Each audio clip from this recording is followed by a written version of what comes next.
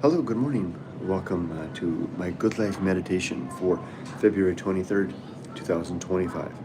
Today is a day that I'm calling Ikea Day, or as they say in Japan, Ikea. This video is a daily exercise that I do to remember my life's objectives and principles, those which are outlined in my book, Going Alone.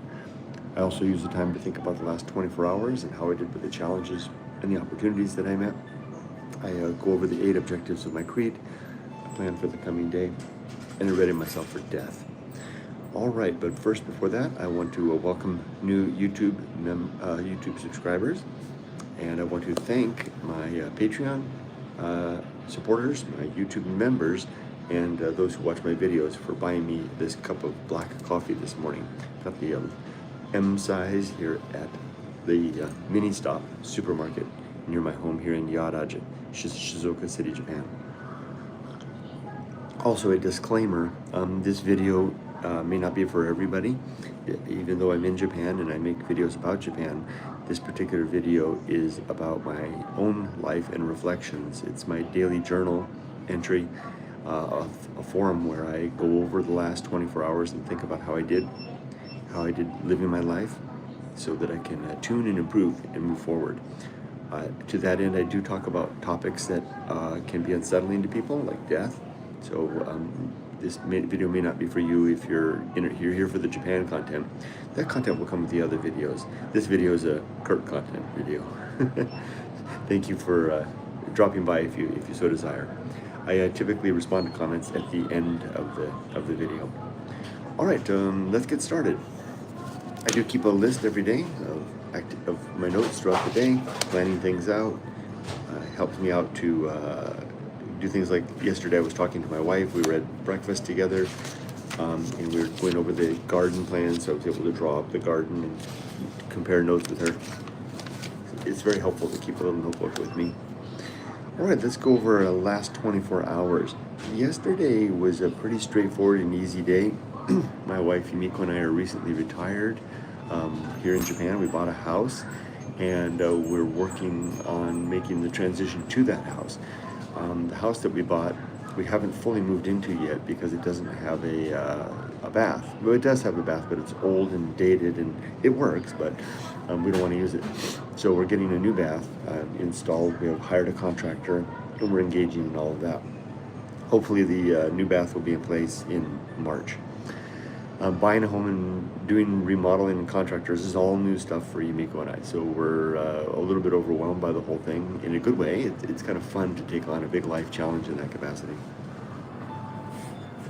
To that end, yesterday's mission and challenge was to begin our DIY, lifestyle, which for me is more about gardening than DIY. My wife we have a whole house to choose from and a whole yard to choose from to select how we're going to spend our time now that we're retired. And the house is 47 years old. It's in good shape, good solid sound house, but it does need some help. So Yumiko selected to do DIY projects working on the front door of the house, which she's going to sand down and refinish, and also the room with the toilet, which I'm calling, which is, we would say in American English, the bathroom, and not to be confused with the Japanese bathroom where we bathe. The toilet room, she's going to take off the tile finish there and redo the grout. And we did have the house inspected, so the tile in the house, there's nothing in the house. The tile in the house is safe. It's not asbestos or anything like that. So to that end, yesterday, after our dog walk in the morning, we went out for breakfast, and we then talked about how we planned our day. We went to a tool store, professional, tool store. First we went to we were going to go to a DIY place, but we realized we wanted to get some professional power tools and pick a line of tools. This is a big decision, right? I mean, are you going to be a DeWalt family, a Makita family, a Milwaukee's Best? Well, I think, isn't that a beer? Whatever, the big tool lineup of tools. So we went to, we had previously scoped out some basically, tradesman tool places. And we found a place down on a street called SBS Dory that was really good, and we got together with the manager there, and really helpful guy, and we explained what we were going to do, and we had actually sat and talked with ChatGPT as well earlier, and talked, like a week ago, to talk about power options, because we know there are different power. We were going to buy startups. We're starting to buy our power tool kit. And that's an important decision. What that means is, like, we're going to pick a brand, and we're going to pick a voltage, because we're going to have battery powered. And that voltage, you don't want to mix the voltage, because then you have different batteries, unless you're a professional and you know what you're doing and you can afford to have all of that. So we wanted to pick it. We had settled on 18 volts, and we wanted to talk to someone who really knew, that could guide us in the right direction about which brand. So we met with the manager. He was really helpful, and he helped us select Makita to start with. So we bought our first power tool, made our first power tool purchase yesterday, a Makita sander. You know, the type that you hold in your hand and it goes, awesome. It's not rotating, it's kind of just vibrates a little bit like that. So we picked out that. We got the battery, and we got the charger for it as well. And then we bought also, and then Yumiko also got some stuff that she can work to begin the grout work. We didn't get that. We were almost going to get an oscillating, a multi-tool with a grout remover. We were going to hold off on that. She's going to start on just the sanding of the door. From my end, for the gardening, so our property the land is in good shape. It used to be farmland, so the soil is really nice. There's not a lot of rocks. It's very dark and rich soil. It's even got bits of bamboo in there from that was used by the farmers that once ran the land to enrich the soil. And then basically the soil's been sitting without being really used much for decades, so it's ready to go. But the adjacent property over it, which we're attempting to buy, so we bought.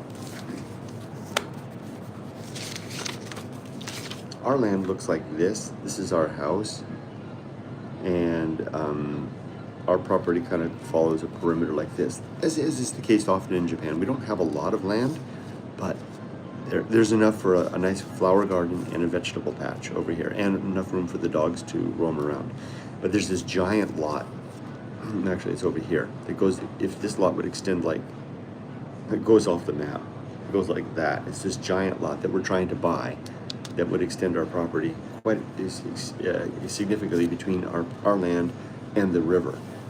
So if we can get that, we really extend it. But what I want to do is I want to fence. You see those little vertical slats here? These are fence slats. I want to fence this all in, and then put gates in. And there's a gate down to a little trail that goes through a bamboo forest to the garden, to the river. And I want to fence that in so that our dogs, and put a dog door in, so that our dogs can go in and out. Now, one nice thing about where we live, even though we're on the edge of the wild, this particular wild doesn't have dangerous stuff. There's nothing in there that would be a danger to our little dogs. Like when I lived out in the desert, I had to worry about bobcats, mountain lions, coyotes. Don't have any of that here. I think the worst thing that could happen here is a fox or a tanuki, and I don't think a fox would really be I think our dogs could handle a fox, and I don't think a tanuki's in much danger. They're a raccoon dog. So after we had figured that out with Yumiko and got the power tool set up, I then asked him about I needed something, this land over here, right here is a bamboo forest.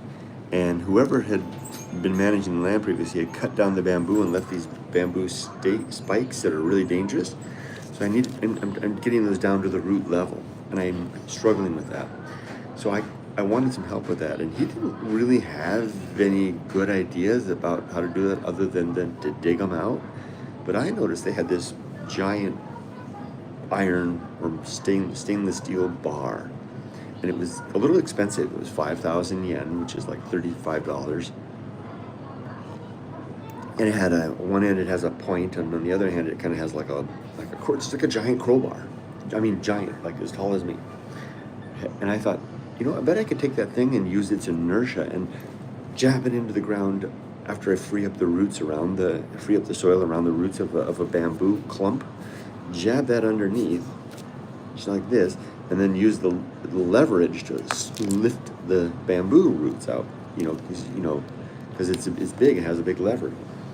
So I bought that, taking a gamble on that. I also bought, they had an American rake. It was even called an American rake, which I really wanted, and I hadn't seen at the home center, which was just great. It was, I haven't felt I was so excited when I found this rake. I was like, that's exactly what I wanted. So I got the rake and the bar, and the report is I worked on it into the night last night. I got so excited. I got home, put on my garden clothes, and I was out there I don't have any portable light. I need to get like a lantern or something. I worked out there into the dark until Yumiko came out and said, haven't you had enough?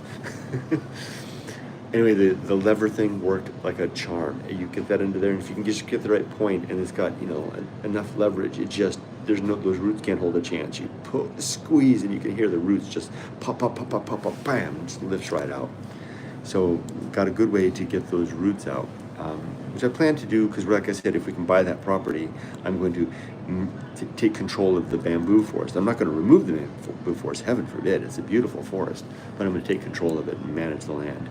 I'm going to have a bamboo forest between our house, and the land by the river that we're going to then use as a garden.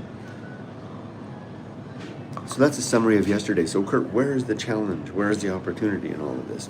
Because that's the purpose of this video, is to not talk about the fun that I had. It's to talk about the challenge. So today is an interesting one. I actually write these things down before I get started. I can't read it. Nobody can read my writing but me. But there's the word right here, the last 24 hours. The word that I wrote, just one word, guilt. Yeah, yesterday, I was having so much fun. Yesterday was a Saturday, so it wasn't as bad as the weekday, but I was having fun. I went out to have breakfast with my wife. We then had a good time at the home center, at the professional tool store. Then we had a great lunch together. We went to an American joint that features American-style food and burgers. It was pretty good, called Jackal here in Shizuoka.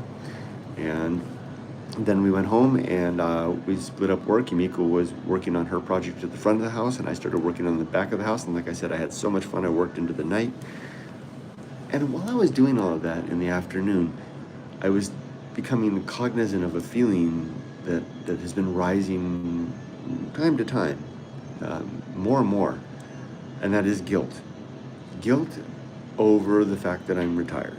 Guilt feeling for those who are not able to enjoy this experience of life. I'm deeply, viscerally conscious that, how fortunate I am at age 60 to retire. Now, I know there's people who retire much younger than me, but to be able to fully retire at age 60 and be looking forward to how many years are left to enjoy my time as I see fit, I know that that's an increasingly rare thing, and I'm really glad, and I'm really grateful that that's happening. And I'm guilty. I feel guilty that I can feel compassionate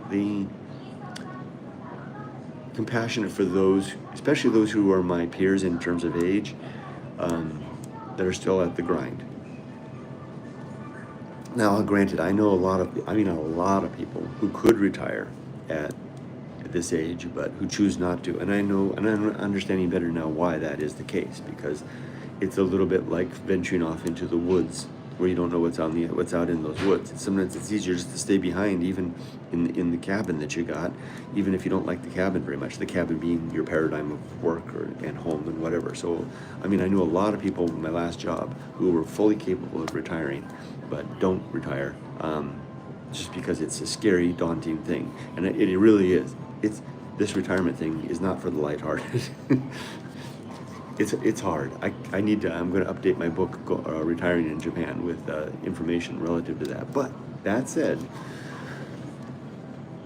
there's a sense of guilt. Guilt doesn't quite feel, now that I'm saying the word, it doesn't feel quite like the right word. It's like guilty pleasure, maybe. That's a better, more close to the point. Especially publishing the Retiring in Japan videos every day, describing my days, pointing out stuff, knowing that there's people that are struggling my age, and knowing how, as of starting around age 57, 58, how life becomes harder, at least for me and for others that I know, including my wife, how that would be hard, and I feel for them that are still working. Now, there's nothing that I can really do about that. I don't make these videos, I don't make my Retiring in Japan videos to rub in my good fortune. I literally make them, one, for entertainment purposes, and two, to share the experience. Just as before I came to Japan, Yumiko and I would, and I'm getting lots and lots of feedback in this regard, Yumiko and I would watch videos. We would sit together for like 2 years before we came to Japan, watching videos of people who were taking on the Ikea, the empty house challenge, buying an old house in Japan and starting the DIY lifestyle. Now, I don't recall that there was anyone other than 1 or 2 couples who were retired. There was one couple in Atami, but they didn't really make videos about they didn't talk about their retirement. They talked about a little bit about their house and their garden, and mostly about their activities in the community. And then there was another couple that were retired, but again, they didn't really go into the retirement part. But we would watch them as kind of food for thought and as role models. So I want to share the good, bad, and the ugly about what this experience is like, both the retiring part, the moving to Japan part, the buying an old house part, and the DIY part, and all in one fell swoop.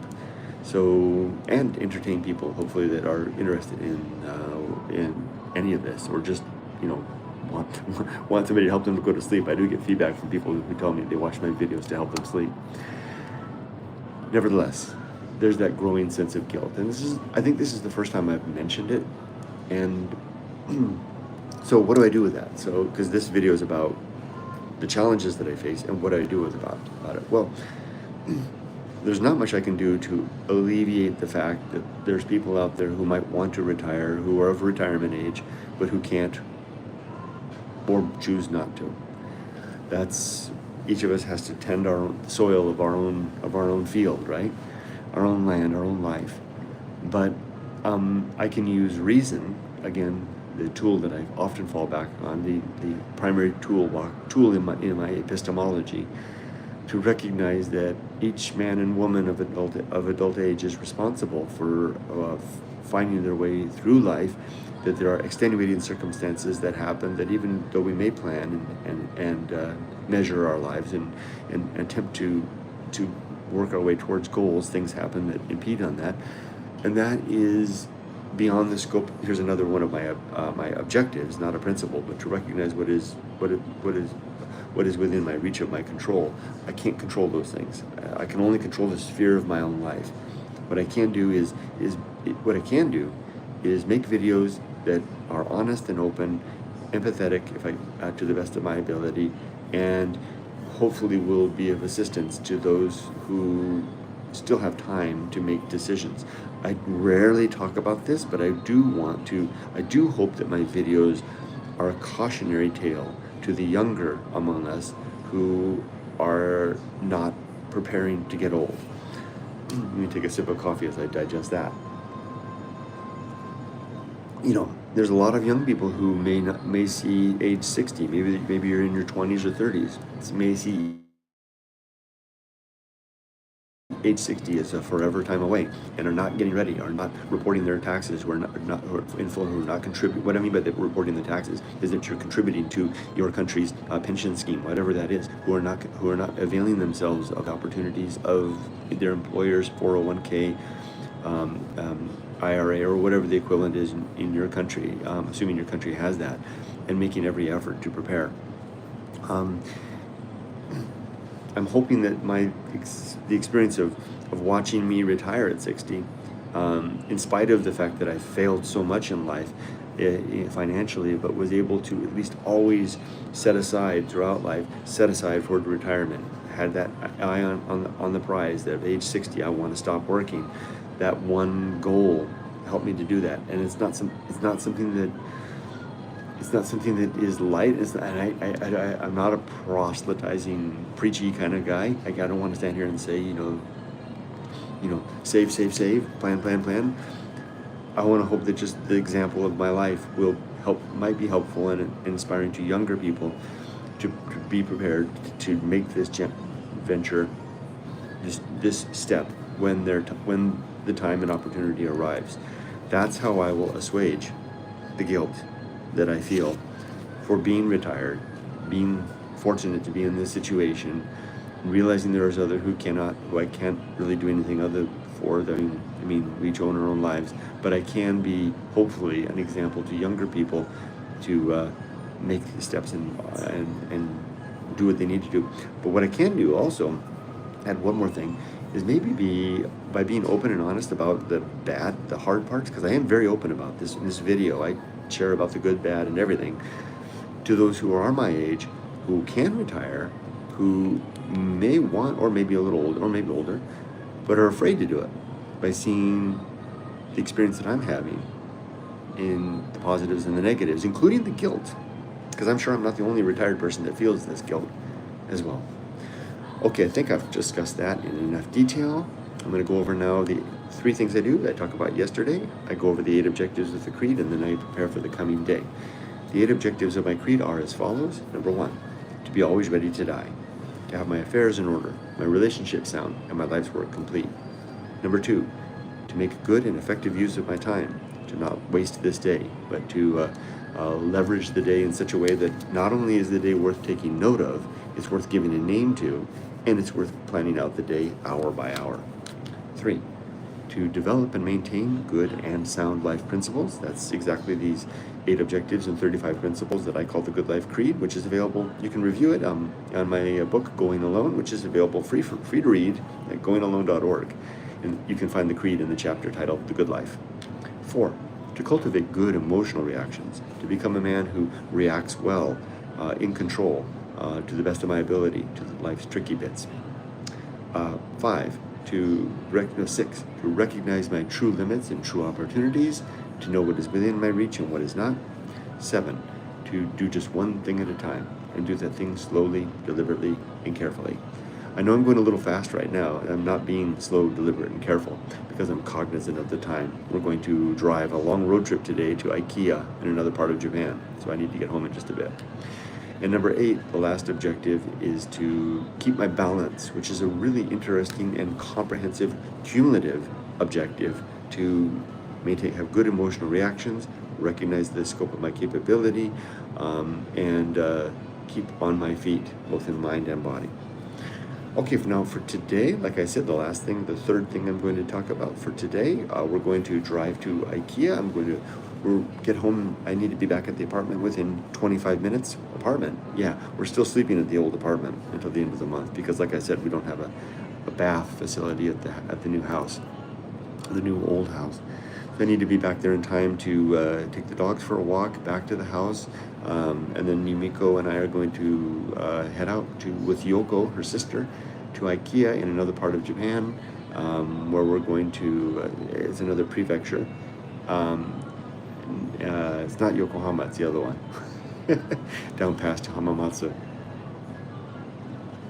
I think it's another prefecture. I've never been there.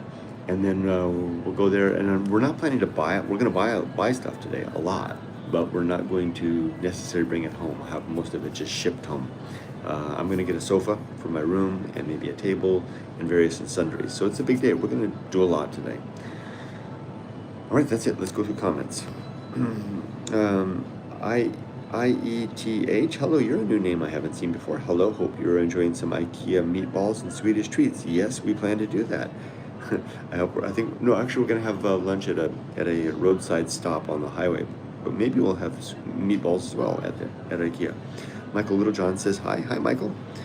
IETH says fencing for the pups. Exactly. Well, thank you all for joining me. I'm finished for today. I wish you all the best. Remember to be safe, but not too safe. Oh, there's another comment. Michelle says, I hope you have a great time and get some great deals. It's always exciting to shop. Thank you, Michelle. I hope so too. Wish you all the best. Have a great day. Bye-bye, everybody.